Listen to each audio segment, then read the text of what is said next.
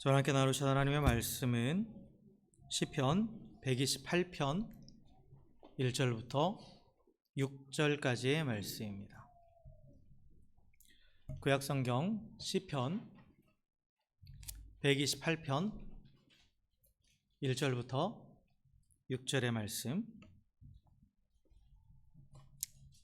한 절씩 교독하겠습니다. 여호와를 경외하며 그의 길을 걷는 자마다 복이 있도다.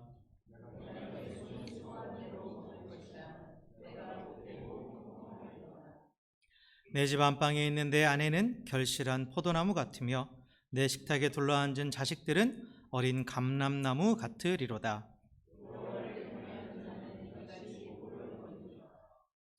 여호와께서 시온에서 내게 복을 주실지어다. 너는 평생에 예루살렘의 번영을 보며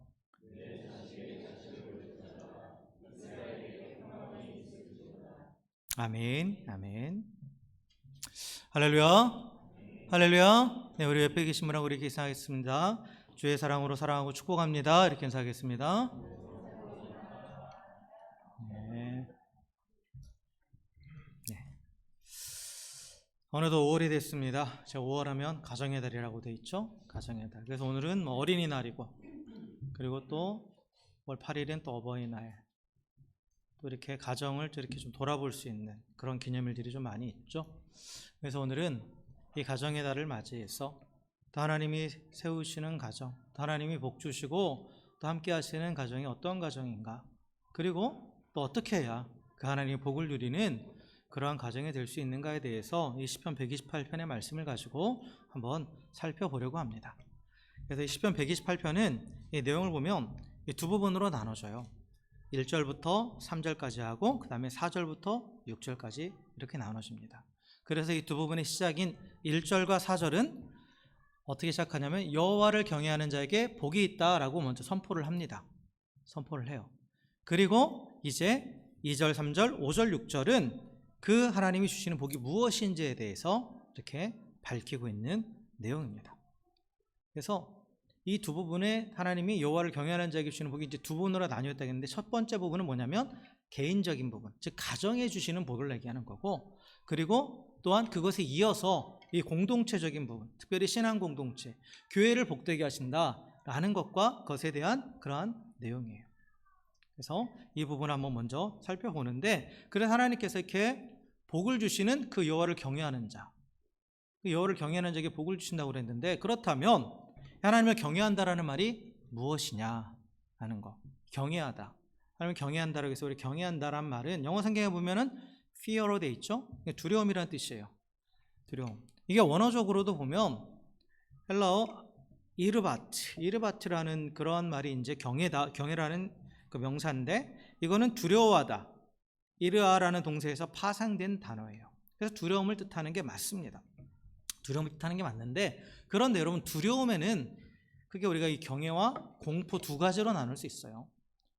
공포라는 것은 어떤 대상에 대해서 두려움을 느끼고 그걸 피하고자 하는 마음이죠.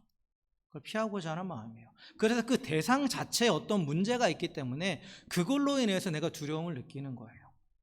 그런데 우리가 하나님을 경외한다, 하나님을 두려워한다고 했을 때는 이 두려움은 하나님이 공포의 대상이 되는 게 아니에요. 하나님에게 어떤 문제가 있어서 하나님을 두려워하고 하나님을 피하려고 하는 게 아니라, 이 하나님에 비해서 내 자신의 연약함, 내 자신의 죄악된 모습, 내 자신의 부족함으로 인해서 그 완전하신 하나님을 볼 때 느껴지는 영적인 두려움, 영적인 떨림이 바로 경외함입니다. 그러니까 달라요. 공포와 경외는 완전히 다른 겁니다. 그래서 공포는 공포의 대상이 우리가 당연히 나가기 원하지 않죠. 그 대상을 배제하고 항상 멀리하게 되죠. 그러나 하나님을 경외한다고 했을 때는 그 하나님의 위대하심, 하나님의 아름다우심, 그 하나님의 완전하심을 보면서 나의 부족함, 상대적인 나의 부족함으로 인해서 우리가 그 두려움을 느끼긴 하지만, 그러나 그 하나님 앞에 더욱더 나아가고자 하는 마음이 생기는 거예요. 그래서 우리가 경외함으로 하나님 앞에 나아간다라는 표현을 쓰잖아요. 그러니까 경외함은 하나님의 하나님 되심을 인정하면서 그 하나님의 위대하심 앞에 한없이 부족한 나의 존재를 솔직하게 드러내는 거예요. 그러면서 그 완전하신 하나님 앞에 나아가는, 그게 바로 경외함입니다.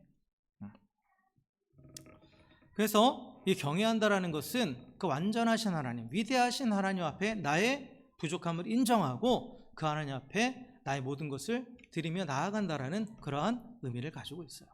성경에 보면 이제 경외한다라는 말에 대해서 설명이 되어 있는 구절들이 여러 군데 나옵니다. 그 중에 하나가 뭐냐면 욥기 28장 28절에 보면 보라, 주를 경외함이 지혜요 악을 떠남이 명철이니라 라고 이렇게 말하고 있어요. 그러니까 주를 경외한다라는 것은 그것은 지혜라고 그랬는데 그게 뭐냐면 악을 떠나는 거라는 거예요. 그래서 하나님을 경외하는 자는 악을 떠납니다. 악이라는 것은 하나님께 반대되는 속성이 악이에요. 그러니까 하나님을 경외하는 자는 하나님을 피해서 악을 향해서 가는 게 아니라 하나님께로 나아간다. 악을 떠나서 하나님께로 나아간다라는 거죠. 그게 하나님을 경외함입니다. 또 그리고 이 하나님을 경외한다라는 것은 내가 하나님과의 관계 안에서 하나님을 삶의 우선순위로 삼고 내 모든 것을 드린다라는 그런 의미를 가지고 있어요. 그런 의미로 이 하나님을 경외한 사람이 바로 아브라함이죠. 아브라함. 창세기 22장 12절에 보면 하나님께서 아브라함에게 이렇게 말씀하십니다. 내가 내 아들 내 독자까지도 내게 아끼지 아니하였으니 내가 이제야 내가 하나님을 경외하는 줄 아노라 라고 이렇게 말씀하셨죠. 그러니까 아브라함이 하나님께 자신의 아들 이삭을 바치려고 했잖아요. 그러니까 하나님께서 그것을 보시고 네가 나를 경외하는 줄 이제 알겠다 라고 그렇게 말씀하신 거예요. 그래서 자신의 목숨보다 귀한 그 아들을 드리는 그 태도, 그래서 하나님이 가장 귀한 분이시기에 하나님의 삶의 우선이기에 기꺼이 나의 모든 것도 드릴 수 있는 하나님과 관계 안에서, 그게 바로 그렇게 하나님을 사랑하는 것, 그게 바로 하나님을 경외하는 것입니다. 그리고 또 성경에서 이 하나님을 경외한다라는 표현이 또 여러 번 나오는데 특히 이웃과의 관계에 있어서 하나님을 경외한다라는 표현이 많이 나와요. 그래서 에베소서 5장 21절에 보면 그리스도를 경외함으로 피차 복종하라 라고 말해요. 즉 하나님을 경외하는 자는, 여기서 피차는 서로를 말하는 거예요. 우리 인간관계에 있어서 서로에게 복종한다라는 거예요. 서로를 섬긴다라는 거죠. 그래서 이 하나님만을 섬기는 게 하나님을 섬기는 게 하나님을 경외하는 게 맞죠. 그런데 거기서 멈추지 않고 이웃과의 관계에서 기꺼이 내가 하나님을 경외하기 때문에 기꺼이 하나님의 모양과 형상대로 지음받은 이 이웃들을 기꺼이 내가 섬기는 것, 그게 또한 하나님을 경외하는 것이다 라고 성경은 우리에게 말하고 있습니다. 그래서 경외한다라는 것은 결국 하나님이 우리에게 주신 그 말씀을 따르는 거예요. 하나님이 우리에게 주신 그 말씀, 성경의 모든 말씀을 두 가지로 압축해서 주는 두 가지 계명이 뭡니까?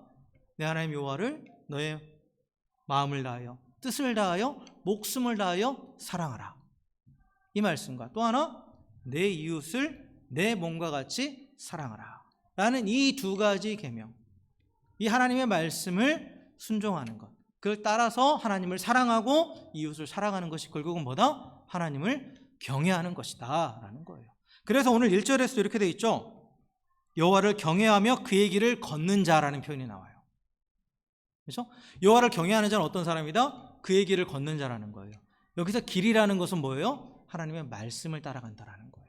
그의 길을 걷는다라는 것은. 그래서 여기서도 동일하게 하나님을 경외하는 것은 하나님의 말씀을 따라 사는 삶, 그리고 그 하나님의 말씀은 뭐다? 하나님을 사랑하라. 너의 전 인격을 동원해서 너의 목숨을 다 바쳐서 하나님을 사랑하라.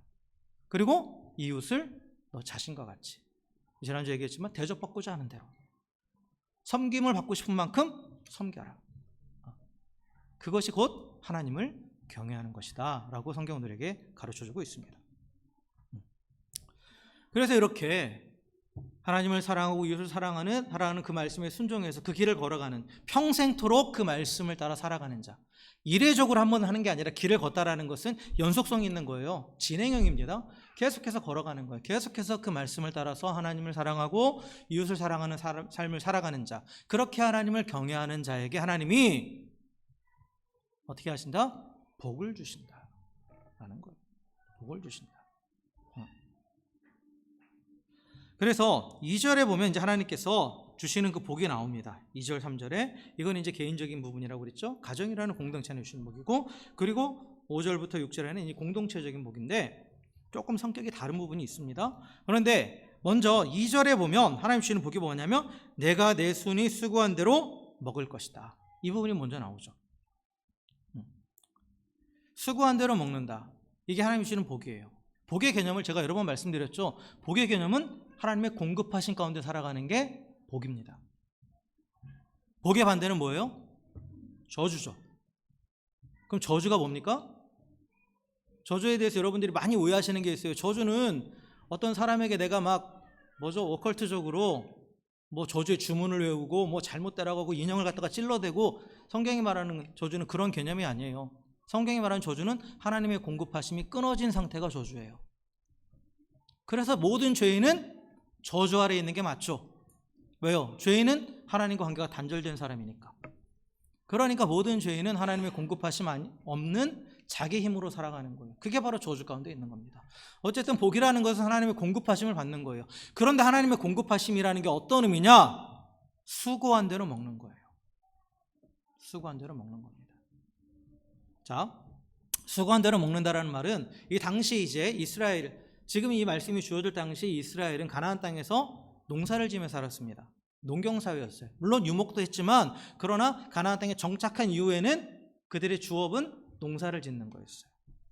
그래서 이 손으로 수고한 것은 그들이 씨를 뿌리고 땅을 기경하고 씨를 뿌리고 그리고 열매를 거둬들인 주식으로 먹었던 밀과 보리를 상징합니다.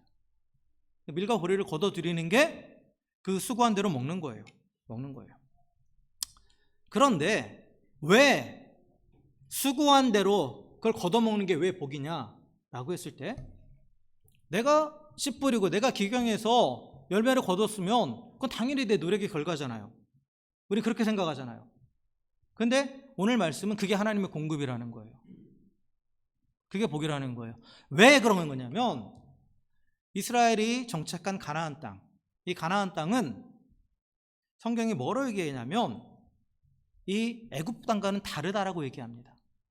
신명기 11장 10절부터 11절에 보면, 신명기 11장 10절부터 11절에 보면 그들이 들어가 살게 될 가나안 땅에 대한 얘기가 나와요. 그 땅이 어떤 땅인지를 얘기해요.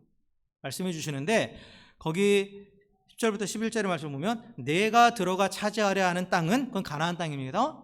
그것은 내가 나온 애굽 땅과 같지 아니하니, 여기서 거기는 애굽을 말하는 거예요. 내가 파종한 후에 발로 물대기를 채소밭에 댐과 같이 하였거니와, 내가 건너가서 차지할 땅 가나안 땅은 산과 골짜기가 있어서 하늘에서 내리는 비를 흡수한 땅이다 라고 이렇게 되어 있어요. 이게 무슨 말이냐면, 여러분, 애굽 4대 문명의 발상지 중에 하나가 애굽의 나일강 유역이잖아요. 이 나일강 유역에 왜 문명이 발생했습니까? 이 나일강이 정기적으로 범람하면서 그 주변을 비옥한 땅으로 만들었고, 그리고 1년 내내 나일강이 흘렀단 말이에요. 큰 물줄기가. 그러니까 그곳에서 농사를 짓는 것은 나일강의 물을 끌어와서 쓰는 거예요. 그래서 애굽에서 농사 짓는 방법은 그 나일강과 연결해서, 그래서 거기 있는 물들을 끌어와서 이 곡식들이 자라게 하는 겁니다. 땅도 비옥한 땅이고.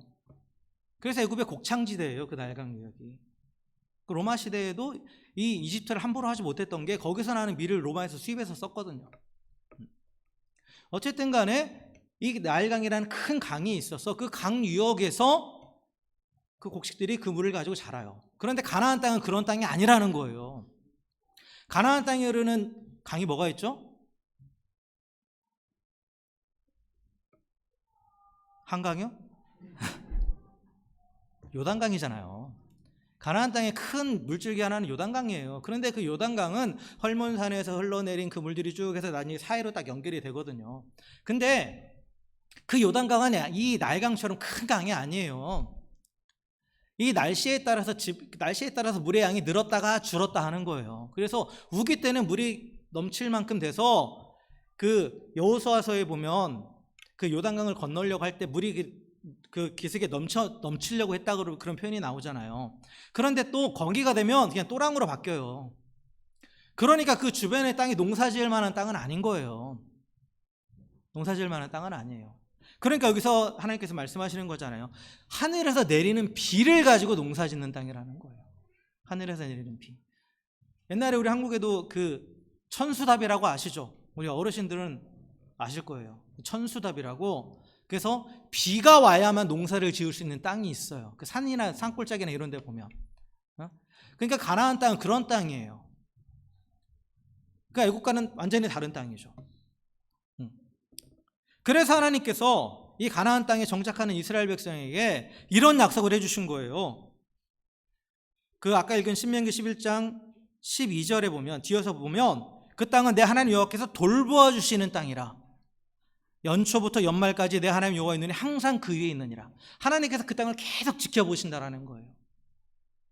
그리고 또 주신 약속은 뭐냐면 신명기 28장 12절에 여호와께서 너를 위하여 하늘의 아름다운 보고를 여시사 내 땅에 때를 따라 비를 내리시고 내 손으로 하는 모든 일에 복을 주시리니 라고 말하고 있어요.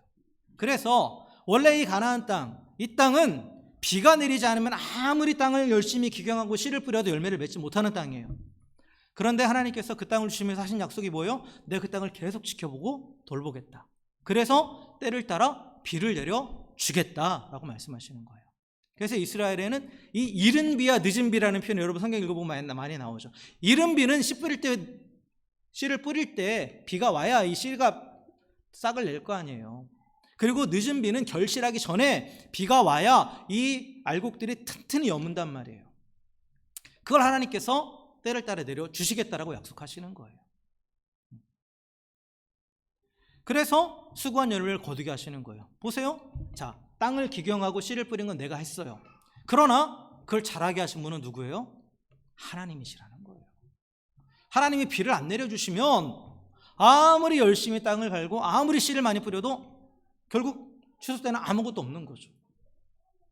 수고한 것을 거두는 게 그래서 복이에요. 우리 눈에는 내가 씨 뿌리고 땅 기경한 거 보이고 그 다음에 열매 맺는 것만 보이잖아요. 그런데 그 중간 단계는 누가 하시는 거예요? 하나님이 하시는 거예요. 하나님이 하시는 겁니다. 그게 하나님의 공급하심이에요. 여러분, 성경을 우리가 바로 아셔야 돼요. 하나님이 주시기 열매 맺게 하시는 것은 씨 뿌리는 비유에서 100배, 60배, 30배의 결실을 해서 씨를 뿌리면 그게 100배가 되고 60배가 되고 30배가 되는 게 하나님이 주신 결실이다라고 그렇게 말씀하시죠? 그건 잘못된 해석이에요. 그거는 그때 뿌리는 씨앗은 말씀을 의미해요. 말씀이 우리 마음에 뿌려지면 그 말씀이 우리 안에서 100배, 60배, 30배의 결실을 맺는다는 그런 의미예요. 말씀이 말씀을 낳고 말씀이 또 다른 말씀으로 연결돼서 우리 안에서 말씀으로 풍성해진다는 그런 의미고, 진정으로 하나님이 주시는 복은 뭐냐? 내가 노력하고 땀 흘린 만큼 거두게 하시는 거예요. 여러분, 한번 인생을 돌아보세요. 내가 아무리 노력하고 땀 흘려도 못 거둘 때 많았죠? 그잖아요. 어떤 사람은 아무리 열심히 해도 아무것도 못 거두는 사람이 있어요. 근데 거둬도 그냥 다 날아가는 사람도 있어요. 내가 노력하고 땀 흘린 만큼 거두는 게 복입니다. 하나님께서 잘하게 하셨기 때문에 거둔 거예요. 그래서 여기서 그렇게 말씀하시는 겁니다. 하나님은 너의 수고가 헛되지 않게 하신다. 수고한 대로 먹게 된다. 누구에게? 하나님을 경외하는 자에게. 그게 하나님의 공급하십니다. 우리는 일하지 않고 그냥 하나님께서 이렇게 입안에 넣어주시는 걸 원하잖아요. 그게 진정한 복이라고 생각하잖아요. 그건 아니에요. 노동 자체는 하나님이 우리에게 저주를 주신 게 아니죠. 저주받은 건 땅이지 노동하는 거는 저주가 아니라고 그랬죠. 에덴 동산에서 아담과 하와는 물론 그때는 땅이 이제 저절로 풍성한 열매를 계속 하나님의 은혜 가운데 있으니까 계속 풍성한 열매를 맺었죠. 그래도 그거는 따먹는 수고는 자기가 해야 되는 거예요. 따먹는 수고는. 그런데 이제 땅이 저주받은 이후에는 땅을 갈고 씨를 뿌리는 수고까지 추가가 된 거지, 노동 자체는 저주가 아니에요. 하나님이 주신 공급을 누리게 하는 그러한 하나의 수단인 거죠. 그래서 하나님은 하나님을 경외하시는 자에게 복을 주시는데, 그 개인적으로도 하나님의 공급하신 가운데 부족함이 없고, 그리고 이건 사실 그 이스라엘의 가장을 향해서 하는 말이에요. 남자를 향해서. 그러면 그가 수고하고 땀 흘린 열매를 거둔다라는 건 그 가족 전체가 그 수고하고 땀 흘린 열매를 거두게 된다라는 거죠. 그래서 하나님의 공급하심 안에 부족함이 없게 된다라는 것을 하나님께서 말씀하시는 거예요. 그리고 또 하나님께서 약속하신 게 뭐냐? 가정을 형통하게 하신다라고 말씀하셨어요. 형통하게 하신다. 여러분, 형통이라는 말은 우리가 흔히 하는 것은 그냥 원하는 대로 다 되고 내가 바라는 대로 모든 게 다 되고 이런 식으로 우리는 해석을 하잖아요. 영어 성경도 보면 이제 성공이라는 단어로도 많이 그렇게 해석이 되어 있고 한데, 근데 성경이 말하는 형통, 성경이 말하는 성공은 뭐냐면 하나님의 뜻과 계획이 이루어져 가는 거예요. 그래서 그 가정이 형통하다라는 것은 하나님께서 우리에게 가정을 허락하셨잖아요. 가정을 세워주셨잖아요. 그러면 그 하나님이 세우신 그 가정의 목적이 이루어진다라는 거예요. 그래서 그 가정의 형통함에 대해서 그 뒤에 얘기를 하죠. 3절에 어디죠? 3절에 보면 형통한 가정이 어떤 가정인지를 설명하는 내용이 나와요. 이게 무슨 말인가 할 수 있는데 이게 하나님이 세우신 가정의 목적에 충실한 모습이에요. 목적이 성취된 가정의 모습이 이런 모습이에요. 뭐냐면 자, 내 집 안방에 있는 내 아내는 결실한 포도나무 같다라고 표현되어 있죠. 집 안방에 있는 아내가 결실한 포도나무 같다. 이게 무슨 말인가? 여러분, 아내가 너무 사랑스러운 건가? 물론 사랑스럽죠. 그렇죠? 그런데 여기서 이제 포도나무라는 표현을 썼잖아요. 포도나무, 결실한 포도나무, 즉 열매를 맺었다는 거, 포도나무 열매를 맺었다는 거예요. 이스라엘에게 있어서 포도나무, 포도 열매는 정말 중요하죠. 왜냐면 왜 중요하냐면 이스라엘은 마실 물이 깨끗하지 않아요. 아시죠? 유럽도 그렇고요. 그래서 이들은 포도주를 만들었단 말이에요. 이 결실한 포도를 가지고 포도주를 만들어서 그걸 음료로 삼았어요. 술의 개념으로 마신 게 아니라 음료의 개념으로 마셨던 겁니다. 그래서 이 결실한 포도나무 같다라는 것은 이 포도주를 의미해요. 포도주. 근데 시편 104편에 보면 이 포도주는 사람을 기쁘게 하는 거라고 되어 있어요. 사람을 기쁘게 하는 거. 그에게 만족을 준다라는 거예요. 기쁨을 준다라는 건 만족을 준다라는 거죠. 아내가 남편에게, 남편이 아내에게 만족을 준다라는 의미예요. 이것은. 이게 왜 하나님이 계획하신 가정의 모습이냐면 하나님께서 처음 아담을 만드시고 혼자 있는 것이 보시기 좋지 않아서 돕는 배필로 하와를 만들어 주셨죠. 그래서 부부는 서로에게 있어서 대면하여서 돕는 자라고 성경은 말하고 있어요. 남편은 아내의 돕는 배필이고 아내는 남편의 돕는 배필이에요. 돕는 배필이라는 건 부족함을 채워주는 존재라는 거예요. 그럼으로써 둘이 완전해지는 거예요. 하나됨으로. 이 완전해진다라는 게 충만해지고 만족감이 있는 거예요. 그래서 이 남편인 아내에게, 아내는 남편에게 돕는 배필로서의 그 역할을 제대로 하기 때문에 그 안에 뭐가 있는 거예요? 그 관계 안에서 기쁨이 있는 거예요. 그러니까 하나님이 가정을, 이 부부 관계를 허락하신 그 목적이 성취되는 거죠. 그게 형통함이에요. 물론 때로는 되게 밉기도 하죠. 그죠? 자주 그럴 수도 있고. 근데 이런 감정적인 그게 아니라 이 서로의 부족함을 채워주는 존재로서의 그 역할을 제대로 감당한다는 그런 의미예요. 그럼으로써 하나님이 허락하신 가정을 완전하게 세워가는, 그러니까 기쁨이 있는 거예요. 그 안에서. 그리고 또 가정의 구성 요소 중에 또 중요한 요소가 자식이죠. 근데 그 자식이 어떻게 된다? 내 식탁에 둘러앉는 자식들은 어린 감람나무 같으리로다 라고 말하죠. 이 감람나무는 이제 올리브 나무예요. 올리브. 우리는 뭐 올리브 여기서는 많이 보잖아요.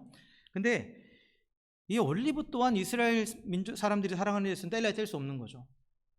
뗄래야 뗄 수 없어요. 그래서 이 올리브 열매를 가지고 우리 절여서 먹기도 하지만, 근데 이 올리브 열매의 주된 용도는 뭐냐면 기름을 짜내는 거였어요. 기름. 그래서 감람유라고, 올리브유, 엑스트라 버진 네? 올리브유를 짜내는 거예요. 그러면 그 올리브유가 사용되는 용도가 되게 다양하죠. 우리도 많이 쓰잖아요. 그냥 먹기도 해요. 건강을 위해서. 약이 되기도 하죠. 좋은 거는. 그리고 또 성경에 보면 상처에도 바르라고 되어 있어요. 기름이 상처에도 발라요. 그리고 또 때로는 이것이 올리브유를 잘 정제한 걸 가지고 불을 밝히기도 합니다. 불을 밝히기도 해요. 기름으로 불을 밝히는 기름으로도 쓰여요.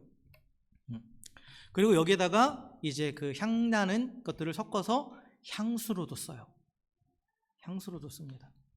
그러니까 다양한 용도를 가지고 있어요. 그래서 이 감람나무가 한번 언급되는 게, 여러분 사사기에 보면 이 기드온의 첩의 자식이, 이름이 갑자기 생각이 안 나네요. 그 기드온의 아들들을 다 죽여버리고 한 사람만 남고 다 죽여버리고 그가 왕이 되잖아요. 그런데 그 하나 남은 그 아들 이름이 요담이었던가? 하여튼 그가 산에 올라가 가지고 한 비유를 드는데 그 중에 드는 비유 중 나무들의 비유를 들어요. 근데 그때 이제 감람나무가 누가 와서 왕이 되어달라고 했을 때 감람나무가 그런 말을 해요. 나는 내 열매를 가지고 내 이파리를 가지고 사람들을 유익하게 해야 된다. 그러니까 나는 왕을 할 수 없다라고 그런 표현이 나와요. 그러니까 감람나무가 가지고 있는 의미는 뭐냐면 모든 사람들을 유익하게 한다라는 거예요.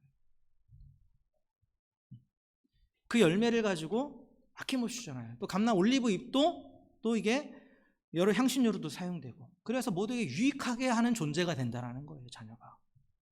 그리고 이 감람나무 기름은 또 어느 때 사용했냐면 왕을 세울 때, 선지자를 세울 때, 제사장을 세울 때 그 머리에 감람나무 기름, 감람열매 기름, 즉 올리브유를 부었단 말이죠.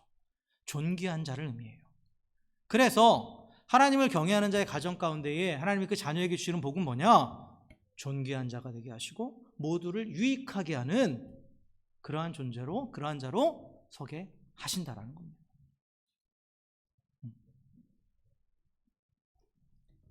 근데 이게 어떻게 가능하냐? 이 앞에 힌트가 있어요. 내 식탁에 둘러앉았다라는 표현이 나오죠. 여기서 말하는 식탁은 밥 먹는 공동체로서의 밥상을 말하는 건데, 그런데 이 식탁에 둘러앉았다라는 게 같이 밥 먹는다는 그런 의미가 아니라, 여러분 밥상머리 교육이라고 아시죠? 밥상머리 교육. 유대인들의 신앙교육은 밥상머리에서 이루어졌어요. 그러니까 식탁에 둘러앉아서 거기서 신앙을 전수하는 거예요. 말씀을 가르치는 거예요, 자녀들에게. 그래서 하나님을 경외하는 그 부모가 또 삶으로 보여주고 또 자녀들에게 그 말씀을 가르침으로 이들이 신앙이 전수가 되어서 어떻게 된다? 이 감람나무 열매처럼, 그리고 감람나무 기름처럼 존귀하고 또한 이 세상을 유익하게 하는 그러한 사람으로 성장하게 된다는 그런 의미를 가지고 있습니다. 그리고 또 이 감람나무는 이런 특징이 있대요. 아무리 나무가 수령이 오래돼도 죽지 않는다고 그래요. 모르겠어요. 근데 제가 찾아보니까 그런 설명이 나와 있더라고요. 그래서 이 어린 가지가 나온다라는 거, 계속해서 가지가 새로 나온다라는 거예요. 이 나무가 있으면. 그러니까 이 대가 끊이지 않는다라는 그런 의미를 가지고 있죠. 여기서 어린 감람나무라고 되어 있잖아요.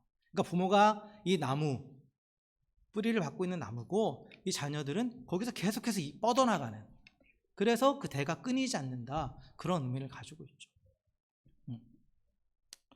그래서 이렇게 하나님을 경외하는 자의 가정에 하나님께서 복을 주시고 형통하게 하시는데, 그 가정은 하나님께서 모든 필요를 지속적으로 공급해 주시고, 그리고 또한 이 부부는 서로에게 돕는 배필로서 서로 역할을 감당하며 서로를 기쁘게 하고, 그리고 또한 부모는 자녀에게 말씀을 가르치며 신앙을 전수하고, 그리고 그 결과 그 자녀는 이 세상을 이롭게 하는 존귀한 하나님의 사람으로 세워진다라는 거예요. 어떻게 된다? 하나님을 경외할 때, 나 한 사람이 하나님을 경외할 때, 내가 하나님을 경외하는 사람으로 설 때, 그런 하나님이 우리 가정에 복을 내리시고 이렇게 형통하게 하신다라는 겁니다. 자, 그런데 이 경외하는 자에게 주시는 복은 이 개인의 영역, 가정의 영역에서만 그치지 않아요. 오늘 4절부터 6절에 보면 또 하나님께서 뭐를 말씀하세요? 4절에서 여호와를 경외하는 자에게 이같이 복을 얻으리로다 하면서 5절, 6절의 내용이 나오죠. 그렇죠? 그에게 주시는 그 복은 뭐냐?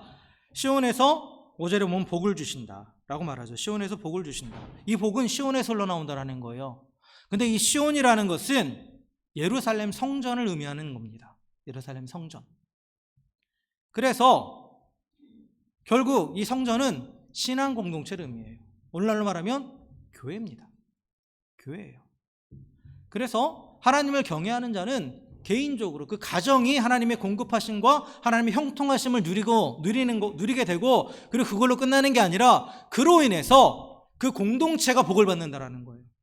그 공동체가, 그 신앙의 공동체, 교회가 복을 받게 되는 건데, 어떻게 된다? 예루살렘의 번영을 보며 자식의 자식을 보게 된다라는 표현이 나오죠. 여기서 예루살렘은 신앙 공동체, 교회를 의미해요. 그리고 번영한다라는 말은 하나님 보시기에 만족스러운 상태. 아까도 말했지만 형통과 같은 뜻이에요. 여기서 의미하는 것은 하나님의 목적과 계획이 그 공동체 안에 이루어진다라는 겁니다. 하나님이 교회를 세우신 목적은 뭡니까? 하나님이 믿음의 사람들을 모아서 공동체를 세우셨잖아요. 교회라는 공동체를 만드셨어요.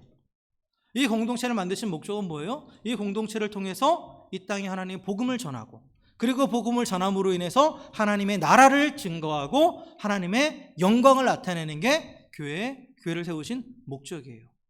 그 목적에 달성하는 것이 교회가 번영하는 겁니다. 뭐 건물을 웅장하게 짓고 수많은 사람들이 뭐 이걸 말하는 게 아니라 하나님 보시기에 좋은 것. 여기서 번영이라는 말이 히브리어 원어가 투브거든요. 이 투브라는 말이 어디서 나온 거냐면 토브에서 나온 거예요. 여러분 토브 들어보셨어요?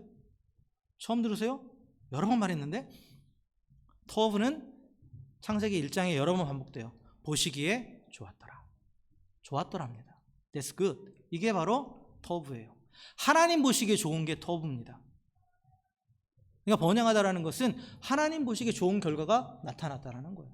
하나님 보시기에 좋은 결과는 뭐예요? 하나님이 계획하시고 뜻하신 대로 이루어졌다라는 거죠. 하나님의 경외하는 자를 통해서 하나님은 이 교회라는 공동체를, 신앙의 공동체를 복음을 전하고 하나님의 나라를 증거하고 하나님의 영광을 나타내는 그러한 하나님 보시기에 좋은 공동체로 세워 가신다라는 거예요. 근데 이게 조금 초반부의 개인적인 복과는 좀 어떤 면에서 다른 거냐면 하나님을 경외하는 자에게 주시는 가정해 주시는 형통함과 또 공급하심, 복을 주시는 것은 받는 거잖아요. 사실 일방적으로 받는 거예요. 그런데 이 교회 공동체가 하나님의 번영을 이룬다라는 것은 그 하나님을 경외하는 그 사람이 그 역할을 감당하게 하신다라는 거예요. 그 역할을 그를 통해서 하나님께서 하시겠다라는 거죠. 이게 어떻게 보면 사명의 의미가 있어요. 그러니까 이거예요. 하나님의 복을 누린다라는 것은 나 혼자만 잘 되는 게 아니에요. 내 가족만 잘 되는 게 아니에요. 그 복을 받은 자는 그 하나님이 주신 은혜를 가지고 공동체를 섬기면서 그 공동체도 하나님의 목적 가운데 세워가야 된다라는 그런 의미를 우리 가운데 주고 있는 겁니다. 그래서 진정 복 받은 자는 나만 잘 되는 게 아니라고 그랬죠.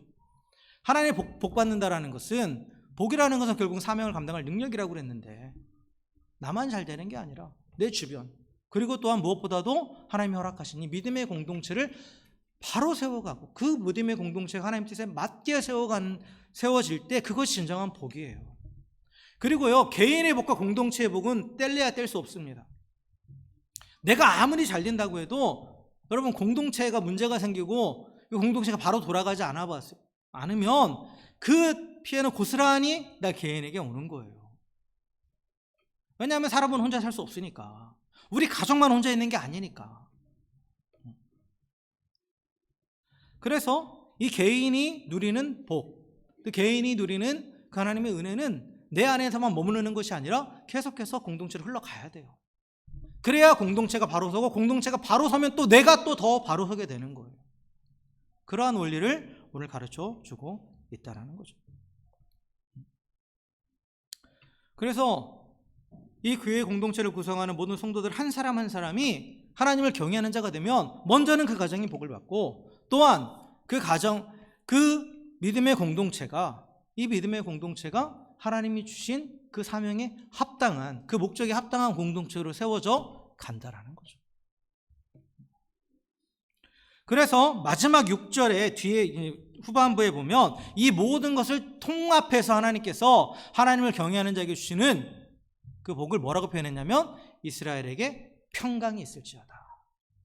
평강을 주신다라는 거예요. 평강. 그래서 평강, 히브리 말로 샬롬이죠. 샬롬. 샬롬이라는 것은 소극적인 의미로는 전쟁이 그친 상태고, 적극적인 의미로는 모든 것이 균형 잡혀 있고 질서 잡혀 있고 그 안에 충만한 게 채워진 상태가 샬롬입니다. 그러니까 완전함을 얘기해요. 완전함. 온전함을 얘기합니다.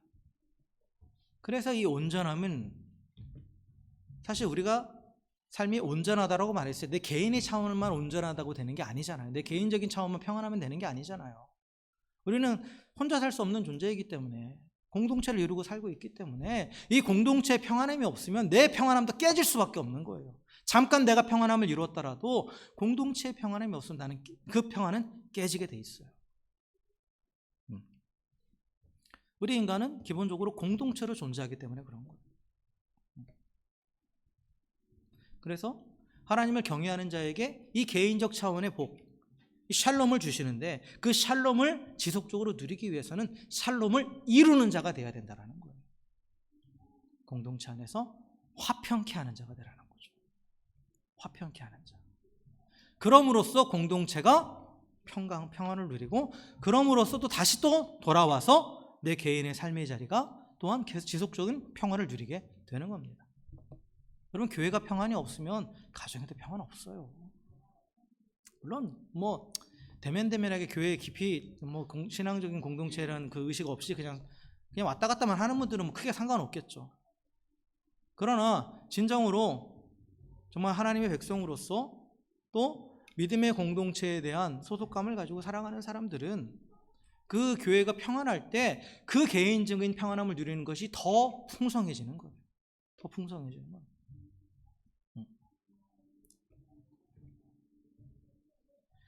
그래서 하나님을 경외하는 자는 이 가정이 샬롬을 이루는, 그 가정이 온전케 되는 하나님의 공급과 형통함을 누리는 그 은혜를 받게 됩니다. 그리고 그러한 자가, 동일하게 하나님을 경외하는 자는 이제 교회를 온전케 하는, 화평케 하는 그 사명을 감당하게 되는 거예요. 하나님께서 그런 사람을 통해서 교회를 화평케 하십니다. 평안을 누리게 하시는 거예요. 그래서 하나님을 경외하는 자는 나 개인의 가정의 영역이 평안을 누리고, 또한 그를 통해서 믿음의 공동체도 평안을 누리게 됩니다. 이게 하나님을 경외하시는 자에게 주시는 복이에요. 자, 말씀을 정리하겠습니다. 오늘 말씀은 여호와를 경외하는 그 한 사람으로 인해서 그 가정에 하나님의 샬롬이 임하고, 그리고 그 샬롬이 공동체 전체로 확장됨을 보여줍니다. 이 예가 바로 아브라함이에요. 하나님께서 아브라함에게 복을 주셨을 때, 그에게 샬롬을 주셨을 때 그 혼자로만 끝나지 않고 그 가족에게로 확대됐고, 그리고 또한 그 가문이 믿음의 가문으로 세워졌고, 그리고 그걸로만 끝난 게 아니죠. 또 모든 열방에게, 모든 땅의 모든 족속에게 그 샬롬, 평강의 주님이 오게 하는, 평강의 주님, 그 평화의 왕이신 예수님이 오시게 하는 그 통로가 되었잖아요. 결국 복의 통로가 됐잖아요. 이 복이라는 하나님의 샬롬의 통로가 됐다라는 거예요. 그게 어디로부터 시작하는 거예요? 하나님을 경외하는 아브라함 한 사람으로부터 시작된 거예요. 마찬가지예요. 오늘날 우리도 내가 그 여호와 하나님의 말씀을 전적으로 순종하면서 하나님을 뜨겁게 사랑하고 이웃을 뜨겁게 사랑하는 가운데 하나님을 경외하는 삶을 살아갈 때 나로부터 그 하나님의 샬롬의 복이 시작됩니다. 그래서 내 가정이 하나님의 공급하심과 형통함 가운데 있는 샬롬, 평강을 누리게 되는 거예요. 그리고 또한 나를 통해서 내가 속해 있는 이 믿음의 공동체가 하나님의 뜻과 목적에 맞게 복음을 전하고, 또 하나님의 사랑을 나누고, 또 하나님 나라를 증거하는 그런 하나님의 영광을 드러내는 그러한 공동체로 바로 서게 되는, 그래서 그 안에 참된 샬롬이 있는 그러한 공동체로 서게 된다는 거죠. 사랑하는 성도 여러분, 가정이 진정 하나님의 샬롬을 누리기 원하십니까? 여호와 하나님을 경외하십시오. 그 말씀을 따라 평생 걸어가십시오. 하나님을 사랑하시고 내 이웃을 내 몸같이 사랑하십시오. 그러면 하나님이 그 가정을 반드시 책임지시고, 또한 가정의 모든 가족들이 각자의 자리에서 자신의 역할을 잘 감당하면서 또한 신앙으로 온전히 세워지고 또 위대한 믿음의 가문으로 서게 하실 줄 믿습니다. 자녀가 잘 되는 복이 바로 거기 있는 거예요. 그리고 또한 그렇게 하나님의 은혜를 또 평강케 하시는 그 평강의 은혜를 누린 우리들은 공동체를 화평케 하는 그런 사명이 있다는 사실을 또한 깨달으십시오. 그래서 공동체 화평은 또한 동일하게 내가 하나님을 경외함으로 이루어가는 겁니다. 그래서 하나님을 경외함으로 가정이 진정 평강, 샬롬의 복을 누리고, 또한 우리가 또 하나님의 교회를 화평케 하는 그 하나님의 교회의 샬롬을 이루어가는 복의 통로가 되는 우리 모두가 되기를 주의 이름으로 간절히 축원합니다. 함께 기도하겠습니다.